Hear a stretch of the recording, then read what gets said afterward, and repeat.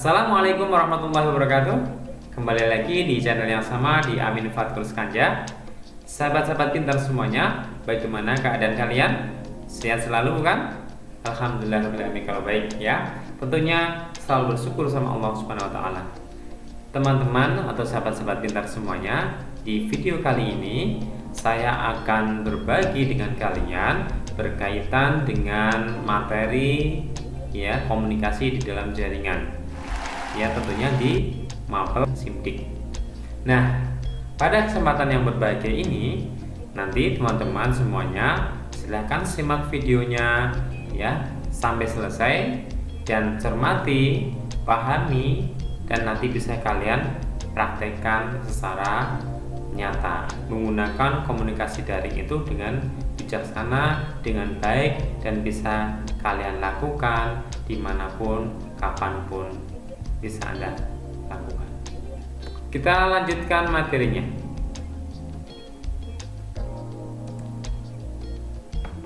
Ya.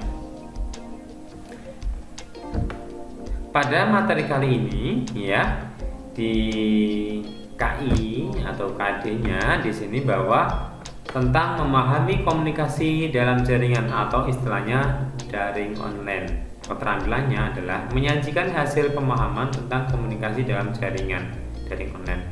Nah, diharapkan nanti Anda bisa mengetahui ya bagaimana komunikasi yang baik itu, dan komunikasi baik itu secara langsung dengan orang atau melalui media.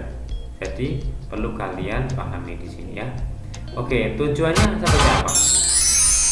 Ya, tujuan dalam pembelajaran ini adalah meningkatkan pengetahuan dan pemahaman peserta didik tentang komunikasi dalam jaringan daring online serta aplikasinya dalam kehidupan sehari-hari. Ya, nanti bagaimana caranya Anda menggunakan komunikasi daring itu ya di kehidupan keseharian. Kemudian meningkatkan keterampilan peserta didik dalam menggunakan media atau alat komunikasi dalam jaringan daring online di kehidupan sehari-hari. Harapannya seperti itulah tujuan dari pembelajaran kali ini. Ya, saya akan masuk ke materinya sekarang. Ya, materi cakupannya adalah satu, di mana nanti kita akan mengetahui tentang apa itu komunikasi dalam jaringan, pengertiannya seperti apa, jenis komunikasi dalam jaringan seperti apa, kemudian tujuan komunikasi dalam jaringan itu seperti apa, kemudian fungsi komunikasi dalam jaringan, serta komponen-komponen pendukung dalam komunikasi di dalam jaringan. Ya, simak terus pokoknya tentang materi ini, jangan kalian skip biar kalian paham. Ya, oke. Saya lanjutkan tentang materinya ya. Materi yang pertama, ya. Kita lihat di sini, ya. Saya tampilkan salah satu gambar seperti ini. Contoh gambar di sini bahwa ada beberapa gambar ya di sini. Ini ilustrasinya bahwa ada dua orang saling berkomunikasi. Baik kalau ini secara langsung ya tanpa harus menggunakan media, kalau yang ini menggunakan media. Jadi beda sekali. Ya, jadi aktivitas apa yang dilakukan di sini Anda bisa paham. Oh, ternyata gambar itu adalah ada orang yang sedang berkomunikasi. Satu menggunakan alat dan satunya tidak menggunakan alat atau media. Seperti ini ya. Ini dulu kalau waktu saya kecil dulu, saya menggunakan media itu berupa kaleng gitu ya. Kaleng, kemudian saya kasih tali ya, tali atau benang, kemudian satunya juga sehingga ya bisa untuk berkomunikasi dari A ke B. Ini contoh dulu itu ternyata juga ada komunikasi menggunakan media. Kalau yang istilahnya sekarang itu menggunakan namanya gadget ya, berupa handphone ya atau yang sejenisnya. Saya lanjutkan tentang apa sebetulnya komunikasi. Ya. Komunikasi ya di sini bahwa diartikan bahwa proses pemindahan pengertian dalam bentuk gagasan. Ya, informasi dari seseorang ke orang lain. Di bukunya dari Handoko ya tahun 2002. Kemudian komunikasi terjadi jika saya berbicara seperti ini, Anda mengerti dan Anda paham.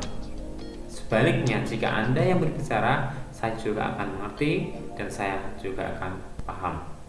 Ya, dari bukunya Mas Rini, Pelajaran Bahasa Prancis untuk Pemula tahun 2003. Nah, jadi di sini ada ya bahwa sebelum kita masuk ke ranah komunikasi menggunakan daring online, tapi kita tahu dulu apa sebetulnya komunikasi tadi. Meskipun itu sudah kita lakukan setiap harinya dengan orang di sekitar kita, tapi kita tahu, oh ternyata komunikasi itu adalah pengertiannya seperti ini menurut dari para ahli. Ya, seperti itu. Oke, next saya lanjutkan tentang fungsi komunikasi. Nah, dimana di sini dikatakan bahwa ada 4 ya. Ini contoh ada 4 fungsi dari komunikasi itu sendiri sebagai informasi yang pertama. Kemudian sebagai kendali, sebagai motivasi, dan sebagai pengungkapan emosional. Seperti apa? Ya, informasi berarti komunikasi kita ya, kalau kita akan berbicara dengan orang lain tentunya akan membawa sebuah informasi yang sehingga orang lain itu akan paham, mengetahui apa yang ingin kita sampaikan. Itu adalah fungsi dari komunikasi tadi. Sehingga apa? Tidak adanya miskomunikasi. Ya, jadi karena ada komunikasi yang baik, informasi yang tepat, maka orang itu akan dapat memahami dan mengerti apa yang kita maksud. Ya. Kemudian sebagai kendali sekarang. Contohnya seperti apa sebagai kendali? Bahwa contoh nih, seandainya kalau Anda berjalan kemudian di situ ada lubang, kemudian ada teman kita yang menyampaikan, awas, jangan ke sana, nanti hati-hati dan sebagainya, sehingga kita itu ya terkontrol dari apa? Dari penyampaian informasi ya yang dikatakan sama orang tadi atau teman kita. Karena apa? Itu sebagai kendali kita. Oh iya, ternyata seperti itu fungsinya. Ya, contoh seperti itu. Kemudian sebagai motivasi. Ya, fungsi komunikasi sebagai motivasi.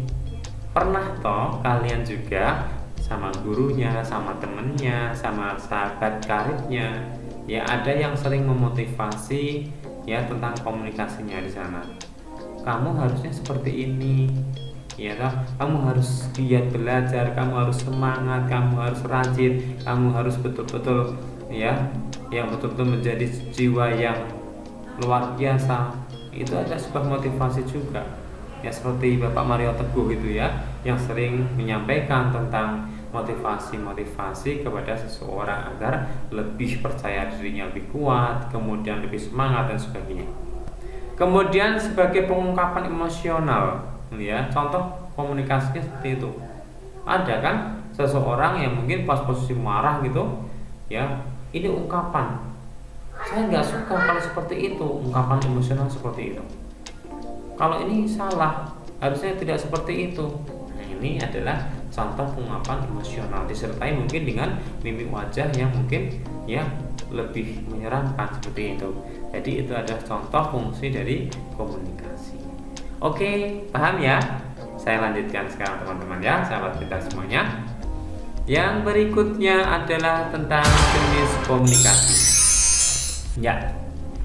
Komunikasi di sini dibagi menjadi 2, di mana ada komunikasi verbal.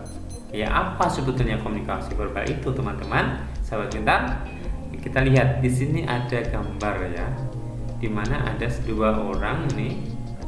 Ini tidak menggunakan media, ini menggunakan media. Ya, sama-sama berkomunikasi menggunakan verbalnya, menggunakan lisannya, kata-kata, ya, atau menggunakan tulisan.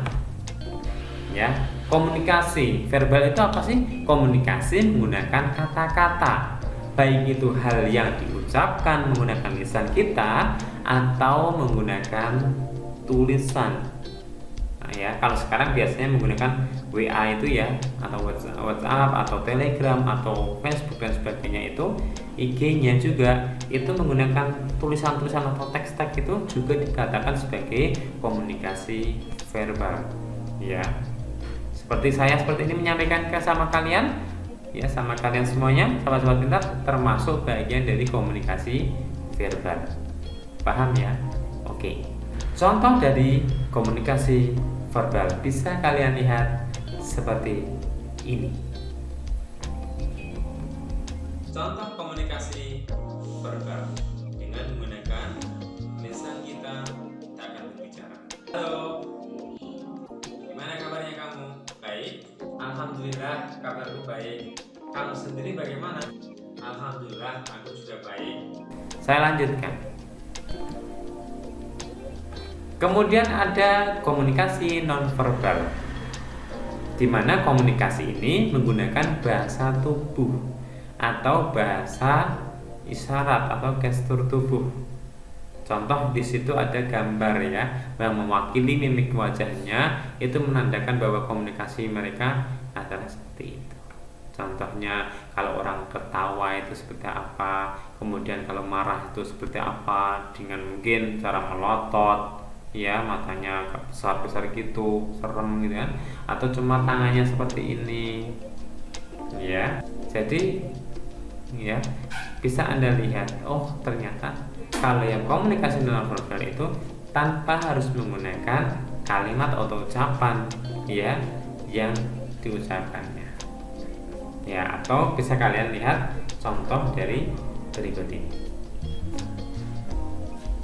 Berikut ini adalah contoh dari komunikasi nonverbal.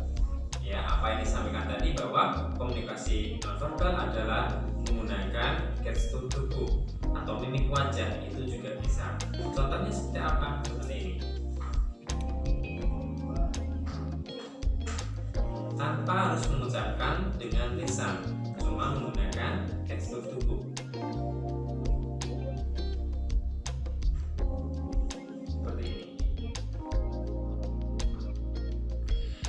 Tanpa harus saya mengucapkan, tapi orang sudah tahu maksud dari seperti ini.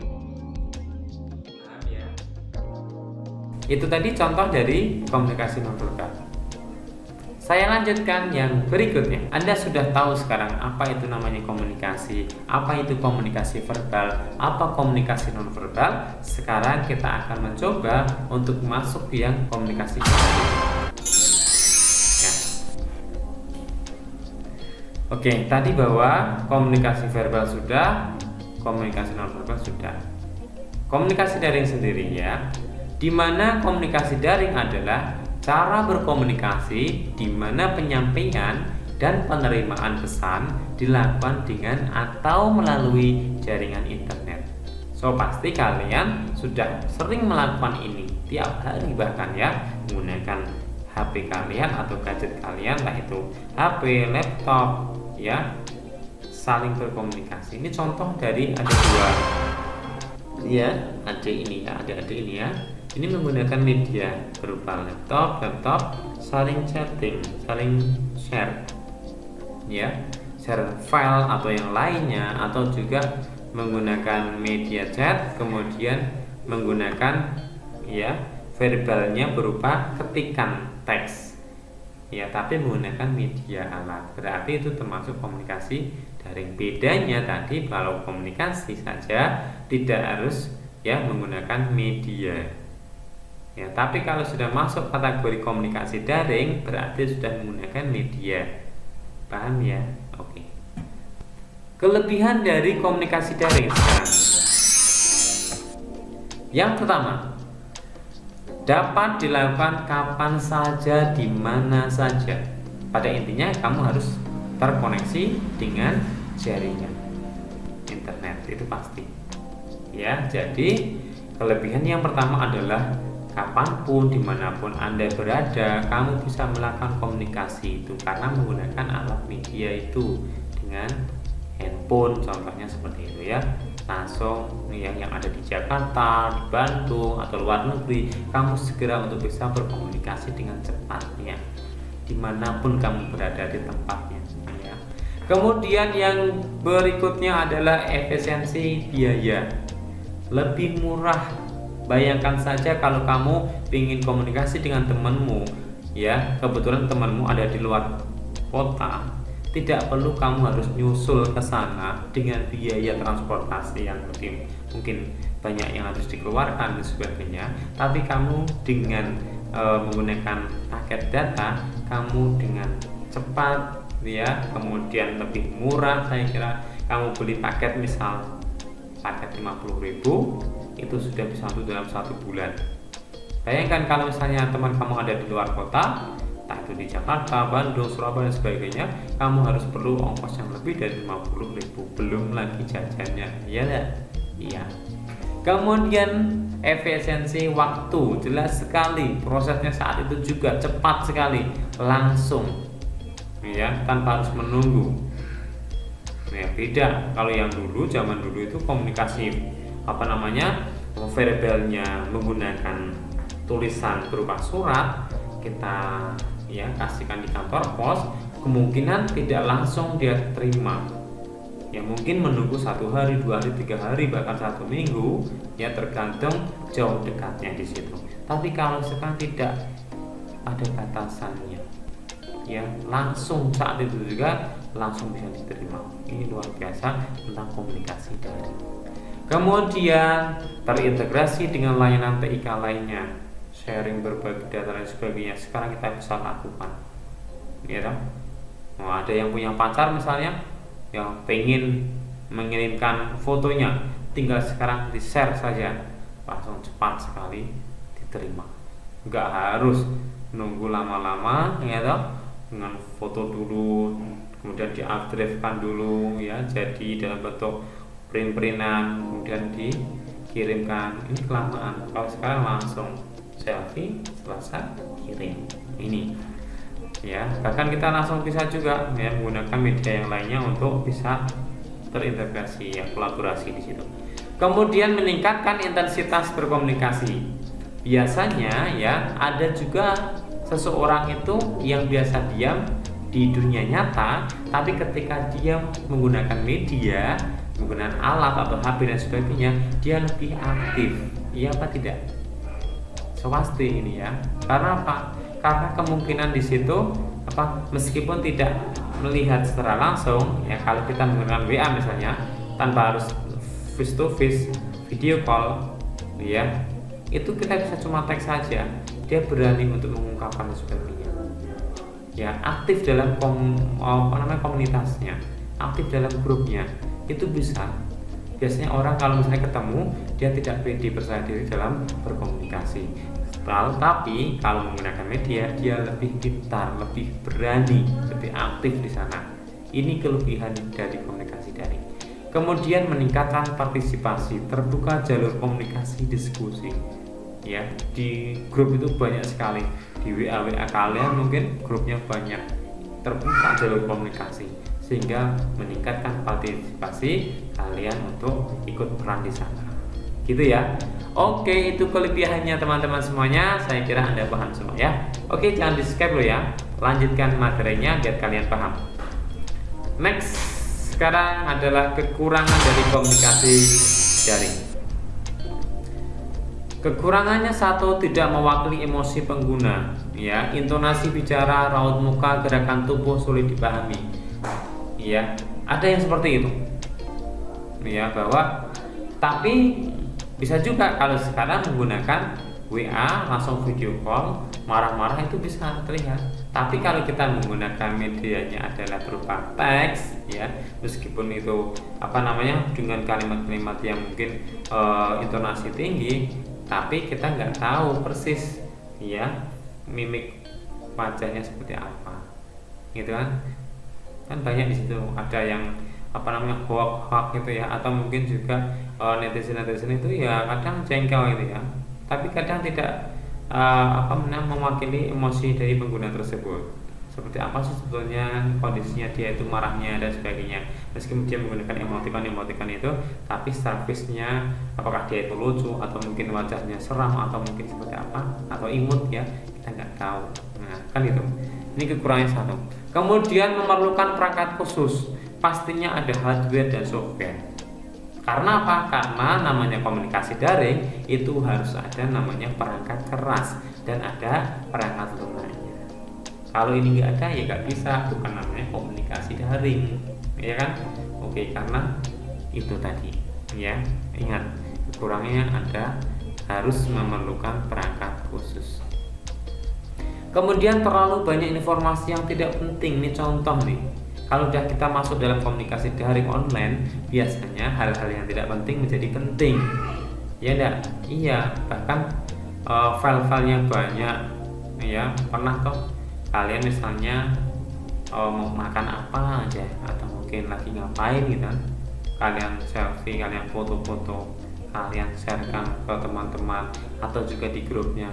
Terkadang itu nggak penting, jadi seolah-olah penting bagi kamu gitu. Wah, menunjukkan ini loh aku, dan sebagainya.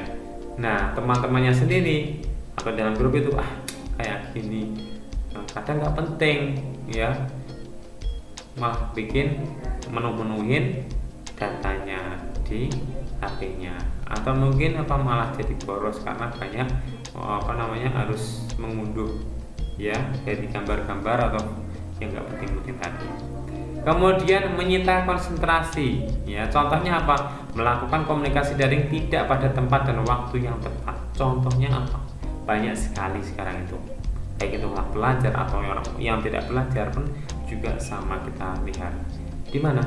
Ketika dia mengendari kendaraan, baik itu roda 4 atau roda 2, ketika dia komunikasi daring pasti selalu dia pegang. Misalnya ada yang telepon halo, atau mungkin ada yang WA-an, langsung sambil jalan, tangannya satu untuk megang gas, satunya pegang seperti ini sambil balas. Ini bahaya sekali ya, apalagi di jalan raya, pastinya nanti akan ada pengaruh di sana yang membahayakan dari si pengguna itu sendiri. Tahu-tahu wah jebrak, nabrak gitu ya. Ini ya, maka harus hati-hati. Inilah kekurangan salah satunya, yaitu menyita konsentrasi. Oke, next. Sekarang kita masuk dalam ke jenis komunikasi daring. Ya, komunikasi daring ada dua jenis juga. Dimana kalau komunikasi daring ada namanya komunikasi daring sinkron atau istilahnya serempak. Contohnya seperti apa? Menggunakan Talk, WA, BBM, Line, WeChat dan sebagainya. Yang apa? Karena apa? Karena di sini bahwa dikatakan komunikasi menggunakan komputer atau gadget sebagai media yang terjadi secara serempak, waktu nyata atau real time. WA-an kalian langsung voice call atau Google Meet atau Zoom-nya pakai Zoom atau Google Meet dan sebagainya, itu juga dikatakan sebagai komunikasi daring sinkron serempak, karena langsung saat itu juga kamu bisa melihat face to face-nya meskipun menggunakan media melalui online seperti itu. Tahu face-nya, ekspresinya bagaimana, komunikasinya langsung gitu ya. Meskipun kita tidak bisa untuk menyentuh, tapi setidaknya kita tahu persis face-nya seperti apa, komunikasinya seperti apa, gerakannya pun juga kita tahu. Itu adalah contoh komunikasi yang daring sinkron. Paham ya? Oke, saya lanjutkan yang berikutnya. Sekarang ada namanya jenis komunikasi daring asinkron. Kali ini kebalikan. Kalau tadi sinkron adalah yang serempak, kalau yang ini adalah tak serempak. Tadi komunikasi menggunakan perangkat komputer atau gadget dan dilakukan secara tunda. Contoh email, rekaman simulasi visual. Ya, contoh kalau misalnya saya upload di YouTube dan tidak streaming langsung, ya itu juga dikatakan sebagai rekaman yang tertunda. Bisa aja kamu melihatnya atau nanti malam atau besok dan sebagainya. Itu adalah contoh komunikasi asinkron. Email juga, saya emailkan hari ini, belum tentu kamu langsung membuka, tapi mungkin bisa aja ya seminggu yang akan datang, bisa juga seperti itu. Ini contoh komunikasi asinkron, berarti tidak langsung. Paham ya bedanya antara sinkron dan asinkron? Oke, yang terakhir saya lanjutkan adalah tentang komunikasi pendukungnya ya. Ya, pendukung sekarang, komponen pendukungnya.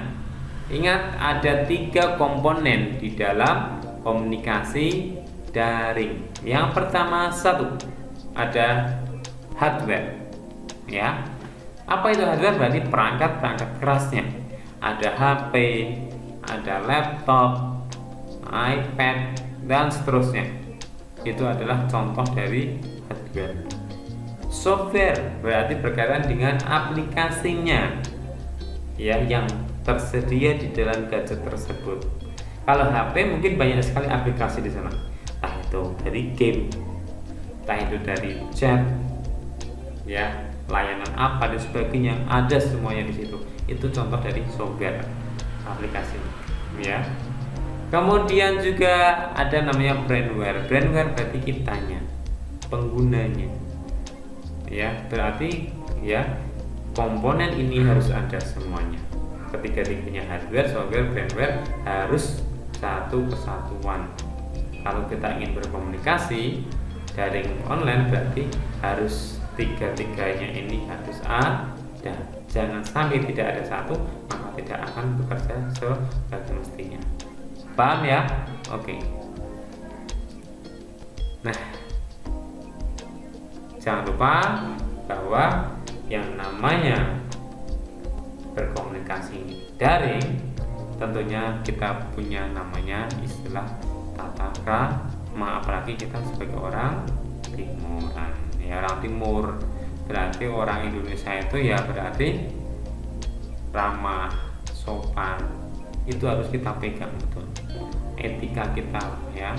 Jadi ada namanya tata krama komunikasi daring, di mana kegiatan yang melibatkan 2 atau lebih orang sehingga perlu diperhatikan tata kramanya.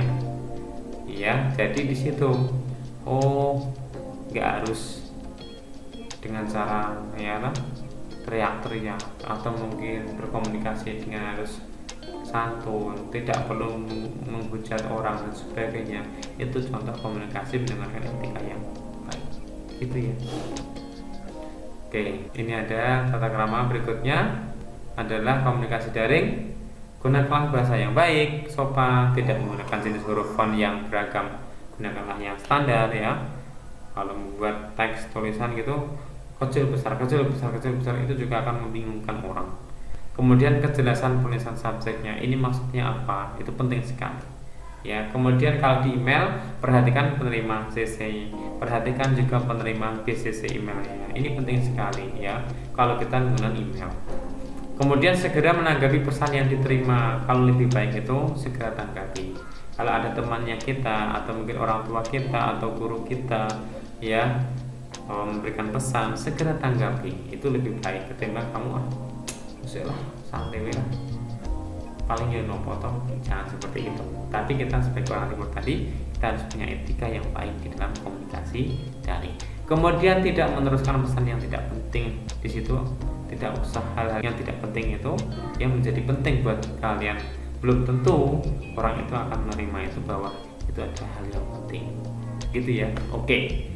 Nah, teman-teman semuanya, sampai di situ tentang komunikasi ya di dalam jaringan. Anda sudah mengetahui sekarang apa itu komunikasi ya, dimana dibagi menjadi verbal dan non verbal. Komunikasi daring dibagi menjadi 2 juga ya, komunikasi daring sinkron dan asinkron, komponennya juga ya. Berarti Anda sudah paham, dan tentunya mudah-mudahan informasi yang saya sampaikan, materi yang saya sampaikan bisa bermanfaat bagi kalian semuanya dan bisa kalian aplikasikan di kehidupan sehari-hari. Terima kasih dari saya. Ucapkan Assalamualaikum warahmatullahi wabarakatuh. Sampai jumpa di video yang berikutnya. Bye.